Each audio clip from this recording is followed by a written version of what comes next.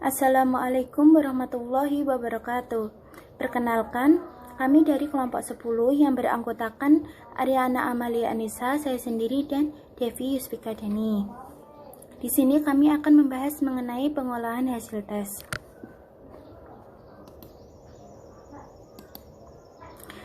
Nah, dalam pengolahan hasil tes terdapat sebuah materi. Yang pertama adalah penskoran hasil tes, dan yang kedua merupakan adalah rekap nilai harian, nilai tengah semester, dan nilai akhir semester pada KI1, KI2, KI3, dan KI4.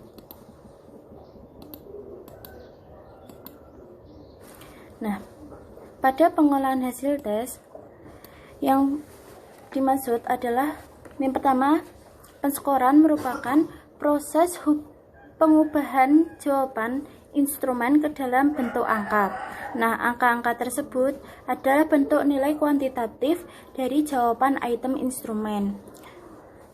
Tes sendiri merupakan media penilaian yang disediakan dan ditujukan kepada peserta didik, bertujuan agar peserta didik mendapat jawaban dalam berbagai bentuk, baik lisan, tulisan, perbuatan, dan untuk mengukur serta menilai hasil dari proses pembelajaran yang telah ditempuh dalam waktu tertentu. Hasil tes menjadi acuan dalam keberhasilan peserta didik. Tes harus mencakup validitas dan reliabilitas yang memadai, artinya ketepatan suatu instrumen dalam pengukuran dan konsistensi dari serangkaian pengukuran. Ketepatan dan konsistensi dari tes tersebut harus memadai sebagai alat pengukur agar hasil skor yang diperoleh diharapkan dapat menggambarkan kemampuan atau penguasaan siswa terhadap materi yang diuji. Pemberian nilai atau skor yaitu memberikan atau menentukan angka berdasarkan jawaban-jawaban peserta didik terhadap tes yang telah diberikan. Nilai atau skor yang diberikan tersebut merupakan skor yang bersifat mentah atau men-skor, sedangkan memberikan nilai terhadap skor disebut menilai. Nah, men-skor dan menilai dibagi menjadi dua macam. Yang pertama adalah memberikan skor untuk tes bentuk uraian atau subjektif. Yang kedua yaitu memberi skor untuk tes subjektif yang berupa pilihan ganda, benar, salah, dan menjodohkan. Nah, langkah selanjutnya setelah memberikan skor ialah menentukan skor akhir yang benar yang berdasarkan skor mentah. Ada 3 teknik penskoran yang digunakan untuk mengoreksi respon siswa. Teknik-teknik penskoran yang pertama yaitu teknik konvensional, merupakan jumlah yang dijawab benar. Teknik ini digunakan untuk menjumlah seluruh respon siswa pada suatu tes. Penilaian yang diberikan terhadap tes yang berbentuk pilihan ganda, maka untuk skor konvensional dapat dirumuskan BI sama dengan M besar sigma G sama dengan 1 X besar kali G I. Dan keterangannya ini untuk lebih jelasnya bisa dilihat di makalah. Teknik yang kedua yaitu merupakan skor penalti. Skor penalti adalah teknik skor yang mengurangi skor total jawaban benar dengan jumlah jawaban yang salah. Nah, siswa terkadang melakukan tebakan terhadap butir soal yang diberikan untuk mendapat peluang memperoleh jawaban yang benar dibandingkan jawaban dibiarkan kosong. Menghindari hal tersebut, maka dilakukan penskoran penalti. Nah, teknik ini dapat dilakukan dengan 2 cara. Yang pertama adalah mengurangi jumlah jawaban benar dan jumlah jawaban salah dibagi dengan jumlah jawaban dan dikurangi 1 dengan rumus seperti ini. Dan pada rumus penalti yang pertama merupakan perhitungan jawaban salah, akan tetapi tidak mencantumkan butir yang tidak dijawab. Maka didapatkan rumus yang kedua, teknik penalti. KM sama dengan R besar dikurangi T besar dikurangi R dibagi A besar dikurangi 1.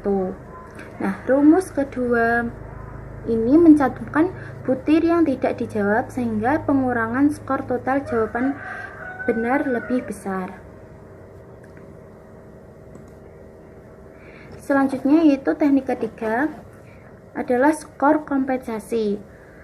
Skor kompensasi merupakan teknik skor dengan memberikan tambahan skor sesuai jumlah butir yang tidak dijawab dibagi dengan jumlah pilihan jawaban. Nah, penskoran ini dilakukan untuk kemungkinan skor yang diperoleh antara siswa yang menebak dengan siswa yang tidak menebak jawaban, serta siswa yang membiarkan tidak mengisi jawaban menjadi sama. Pada akhirnya, siswa memilih untuk tidak menebak jawaban, sehingga rumus untuk kompensasi adalah PI sama dengan sigma X B plus sigma XT dibagi N-1. Keterangannya sudah ada di sini. Nah, selanjutnya, dalam menilai skor terdapat dua cara yang dapat digunakan. Yang pertama adalah pemberian nilai berdasarkan acuan patokan atau criterion reference. Jenis pemberian nilai ini sesuai dengan tujuan instruksional yang telah ditentukan. Artinya, nilai hasil tes yang diberikan terhadap siswa telah menunjukkan tingkat pencapaian tujuan instruksional atau tingkat penguasaan terhadap materi yang telah diberikan. Dalam penilaian perlu dilakukan menerjemahkan skor mentah ke dalam skor 1 sampai 100 guna menunjukkan presentase pencapaian tujuan instruksional siswa.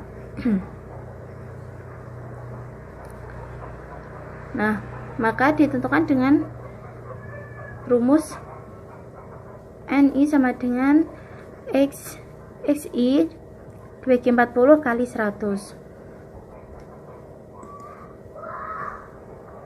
Nah, pada tingkat SLTP dan tingkat SLTA menggunakan nilai 1 sampai 10 karena skor 1 sampai 100 ini ditransformasikan menjadi 1 sampai 10 dengan membagi 10 pada setiap nilainya. Untuk perguruan tinggi, skor 1 sampai 100 ini ditransformasikan ke nilai 1 sampai 4 dengan ketentuan seperti berikut. Misal sebagai berikut ini. Di sini. Nah, selanjutnya yaitu pemberian nilai berdasarkan acuan kelompok.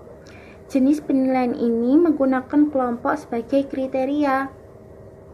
Sebagai contoh, jika siswa memperoleh skor 30, maka dapat diberi nilai 6 yang artinya siswa tersebut lulus dalam tingkat penguasaan 30% dari tujuan tercapainya. Untuk penilaian ini menggunakan acuan kelompok, diantaranya menggunakan transformasi linear dengan rumus sebagai berikut. NI sama dengan X MI dikurangi XM dibagi SM dikali SA plus ditambah XA. Nah, di sini sudah ada keterangannya. Selanjutnya yaitu rekap nilai harian, nilai tengah semester, dan nilai akhir semester pada KI 1, KI 2, KI 3, dan KI 4. Penilaian sikap pada KI 1 dan KI 2 mencakup sikap spiritual dan sikap sosial. Nah, terkait aspek sikap spiritual KI 1, jadi pengelolaan hasil tes spiritual terdapat instrumen-instrumen yang digunakan. Sebagai contoh, kita menggunakan penilaian observasi terbuka dengan model tabel pengisian seperti ini. Terdapat waktu, nama peserta didik, catatan perilaku, butir sikap, tanda tangan, dan tindak lanjut. Selanjutnya kita juga dapat menggunakan contoh penilaian jurnal pada sikap spiritual. Sama, isinya juga ada waktu, nama siswa, catatan perilaku, dan butir sikap. Nah, di sini jurnal itu nanti akan diisi selama 1 semester. Kemudian kita sebagai guru mata pelajaran akan memberikannya kepada wali kelas. Lalu peran wali kelas di sini akan mengumpulkan semua jurnal dari guru-guru mata pelajaran, kemudian direkap menjadi satu sehingga menjadi rekap nilai semua siswa. Tentunya juga para guru memiliki penilaian masing-masing. Contohnya seperti penilaian diri, penilaian antar teman, penilaian jurnal, dan penilaian observasi. Yang pasti akan memunculkan sikap spiritual dari peserta didik dalam satu semester untuk mengetahui mana yang sudah baik dan mana yang belum tercapai. Jika menggunakan model penilaian jurnal, anak yang tidak tercatat akan diasumsikan sudah baik. Kalau yang tercatat berarti sangat baik. Nah, jika yang tercatat belum baik, maka akan diasumsikan memerlukan bimbingan. Ketika dalam rapot, maka hanya dituliskan baik, sangat baik, dan perlu bimbingan. Setelah memperoleh penilaian jurnal dari masing-masing guru, maka wali kelas akan merekap akhirnya. Nah, contoh tabel rekap sikap spiritual. Nah, aspek yang dimisalkan dalam satu semester dalam sikap spiritual ini ada aspek sikap bersyukur, berdoa, dan bertakwa. Maka nama siswa akan dicatat dan dapat diketahui pada siswa tersebut sudah baik atau masih perlu bimbingan dalam aspek butir sikap yang ditentukan. Lalu menentukan rata-rata predikat bahwasannya dari aspek sikap yang dimunculkan anak tersebut termasuk baik, sangat baik, atau masih perlu bimbingan. Nah, kemudian kita beralih ke penilaian observasi sikap sosial. Ini sama dengan penilaian sikap spiritual, namun ranahnya pada sikap sosial. Jadi terdapat butir sikap seperti kepedulian, kejujuran, terus tanggung jawab dan disiplin. Nah, di sini juga terdapat contoh penilaian jurnal pada sikap spiritual. Kemudian untuk sikap sikap sosial, sikap sosial juga sama. Dalam KI 1 sudah dimunculkan sikap apa saja yang sudah harus dimunculkan dalam satu semester, dan nanti juga akan direkap sikap sosial sama seperti pada sikap spiritual seperti ini. Contoh tabel rekap sikap sosial dimisalkan dengan pada aspek jujur, disiplin, dan percaya diri pada siswa tersebut sudah baik atau masih perlu bimbingan, maka nanti akan dihasilkan predikat antara baik, sangat baik, dan perlu bimbingan. Itu saja yang dapat saya sampaikan. Selanjutnya akan dilanjutkan oleh Mbak Devi Yuswikadani. Nah, selanjutnya kita akan masuk pada penilaian pengetahuan atau KI 3. Nah, kita tahu dulu apa pengertian penilaian pengetahuan. Penilaian pengetahuan merupakan proses pengolahan nilai untuk mengukur nilai dan proses dari peserta didik dalam penguasaan kognitif atau dari segi pengetahuan. Nah, dalam penilaian pengetahuan ini ada beberapa isi di dalamnya. Yang pertama itu ada penilaian harian atau yang biasa kita sebut dengan PH atau dulunya itu ulangan harian yang dilakukan setiap selesai KD atau beberapa KD itu. Kemudian ada penilaian tengah semester atau PTS. Penilaian tengah semester ini dilakukan ketika sudah selesai atau sudah melakukan pembelajaran beberapa KD. Kemudian ada penilaian akhir semester atau PAS. Kemudian ada penilaian akhir tahunan atau PAT atau yang biasa kita sebut itu semester 2. Selanjutnya kita akan masuk pada kisi-kisi dari penilaian pengetahuan. Kemarin kan kita sudah pernah membuat kisi-kisi pengetahuan kan ya. Nah, di sini ada contoh kisi-kisi dari penilaian pengetahuan yang temanya itu zat adiktif dan adiktif. Di dalam kisi-kisi nilai pengetahuan itu terdapat beberapa jumlah soal dan sebagainya. Sekarang kita langsung kepada pensekoran dari nilai pengetahuan itu bagaimana. Nah, itu merupakan pensekoran dari nilai pengetahuan. Nah, pensekoran ini itu antara pilihan ganda dan uraian bebas itu dijadikan satu ya. Misal pilihan ganda itu per butirnya mendapat nilai skor 1, maka di tabel 1, 2, 3 dan seterusnya itu dikasih nilai 1, 1, 1. Kemudian uraian bebas, misalnya setiap butir nomor itu dikasih nilai 5 atau berapa gitu. Nah, kemudian kita akan mendapat skor mentah. Nah, skor mentah itu skor yang didapat berdasarkan penskoran tadi. Kalau yang pilihan ganda 1 misalnya, dan yang uraian bebas itu mendapat per soal ada 5 poin atau 10 poin, seperti itu. Kemudian dari skor mentah maka akan didapatkan skor matang dengan rumusnya seperti itu, skor mentah per skor maksimum kali 100. Misalnya, jika seseorang itu sedang mengerjakan soal jumlahnya 50 soal, nah peserta itu benar 45 soal, berarti 45 per 50 jumlah dari keseluruhan soal dikali 100, maka akan didapatkan skor matang. Kemudian pada pembulatan, misalnya si anak itu mendapatkan nilai 72,9, maka akan dibulatkan ke 73, misal seperti itu pembulatan. Nah, ini juga tergantung pada skala yang akan kalian pakai. Jika menggunakan skala 0 sampai 10, maka ya dikali 10. Jika menggunakan skala 100, 0 sampai 100, maka yang dikalikan adalah 100. Selanjutnya kita akan masuk pada HPH atau hasil penilaian harian. Nah, hasil penilaian harian ini diperoleh dari penugasan ataupun kita memberikan soal kepada peserta didik. Nah, penilaian harian ini diambil ketika kita sudah melaksanakan satu KD ya. Setiap satu KD itu dilaksanakan penilaian harian. Nah, dalam penilaian harian ini terdapat dua istilah KD, yaitu KD gemuk dan KD kurus. KD gemuk ini berarti cakupan materi KD tersebut itu sangat luas sehingga diperlukan 2 kali proses penilaian harian. Kalau KD kurus itu materinya tidak cukup banyak sehingga 1 kali ulangan saja sudah cukup. Nah, kemudian di tabel tersebut ada contoh hasil penilaian harian. Misalnya Ani pada KD 3.1 mendapatkan nilai 75 dan seterusnya. Jika dalam satu KD itu menggunakan 2 kali penilaian, maka harus dirata-rata dahulu. Seperti itu.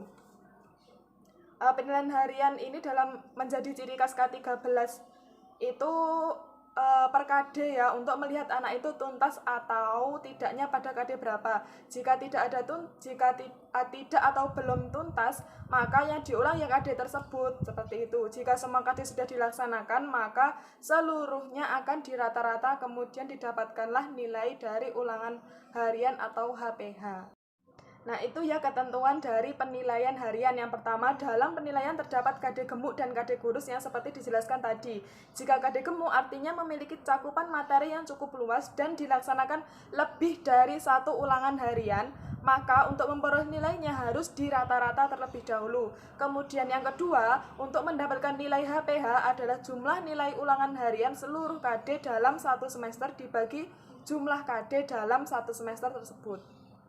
Nah, itu ya penjelasan mengenai HPTS, HPAS, dan HPTS. Nah, kita mulai dari HPTS dulu. Nah, HPTS itu hasil penilaian tengah semester. Itu nilai yang berasal dari penilaian tengah semester atau PTS, dengan diambil dari KD yang akan dibelajarkan dengan jumlah soal yang disesuaikan dengan kegemukan KD dalam tengah semester tersebut. Kemudian HPAS, hasil penilaian akhir semester adalah nilai yang diambil dari penilaian akhir semester yang terdiri atas semua KD. Dilihat dari contoh tabel yang tadi, maka penilaian akhir semester diambil dari KD 3.1 sampai dengan KD 3.8. Kemudian hasil penilaian akhir berasal dari pengolahan nilai HPH atau ulangan harian, HPTS, dan juga HPAS. Selanjutnya itu merupakan tabel contoh pengolahan nilai akhir. Misalnya Ani dalam ulangan harian itu mendapatkan nilai 73,89, kemudian HPTS-nya mendapatkan nilai 90 dan HPAS-nya mendapatkan nilai 80. Nah, untuk menentukan nilai akhir itu digunakan rumus 2:1:1. Dalam artinya 2 kali ulangan harian atau HPH ditambah 1 kali HPTS ditambah 1 kali HPAS dibagi dengan 4. 4 diperoleh dari 2 kali HPH, 1 kali HPTS, dan 1 kali HPAS. Kemudian dari perolehan nilai Ani tadi, maka dapat dilakukan penilaian 2 kali 73,19 ditambah 1 kali 90 ditambah 1 kali 80 dibagi 4, maka diperoleh nilai 79,09. Nah, dari perolehan HPA hasil penilaian akhir tersebut, maka HPA dilakukan pembulatan yang diperoleh nilai menjadi 79. Jadi seperti itu cara pengolahan nilai dari KI 3, yaitu pengetahuan atau kognitif. Selanjutnya kita akan masuk pada penilaian keterampilan atau KI 4. Sebelumnya kita tahu dulu penilaian keterampilan itu adalah sebuah penilaian yang dimaksudkan untuk mengukur kemampuan siswa dalam melakukan tugas yang diberikan oleh pendidik sesuai dengan indikator pencapaian kompetensi. Nah, penilaian keterampilan ini ada beberapa yang seperti proyek atau praktek langsung atau portofolio dan sebagainya. Nah, sebelumnya kan kita sudah pernah membuat salah satu dari itu ya, yang kemarin itu. Nah, untuk penskoran nilai itu bisa dilihat pada tabel. Itu merupakan contoh pengolahan nilai. Yang pertama, praktek itu mendapatkan nilai 92, maka skor akhir juga didapatkan 92. Nah, yang kedua, pada KD 4.2 itu mendapatkan 2 skor karena melakukan 2 kali praktek. Yang pertama skor 66 dan yang kedua ada skor 75. Maka nantinya dipakai adalah skor yang tertinggi, yaitu 75. Kemudian pada KD 4.3 melakukan tugas proyek mendapatkan nilai 87. Nah, itu merupakan nilainya ya, yang dimasukkan nilai akhirnya ya 87. Kemudian pada KD 4.4 itu ada melakukan 2 kali penilaian keterampilan, yaitu penilaian produk dan juga penilaian proyek. Jika melakukan 2 kali penilaian keterampilan yang berbeda, maka caranya itu kedua nilainya itu ditambah kemudian dibagi 2. Nah, akhirnya akan mendapat skor akhir, begitupun seterusnya. Ketentuan yang digunakan untuk penskoran nilai keterampilan itu ada beberapa. Yang pertama, apabila penilaian dalam 1 KD lebih dari 1 kali penilaian, maka jenis penilaiannya sama, maka diambil nilai atau skor yang paling tinggi seperti tadi.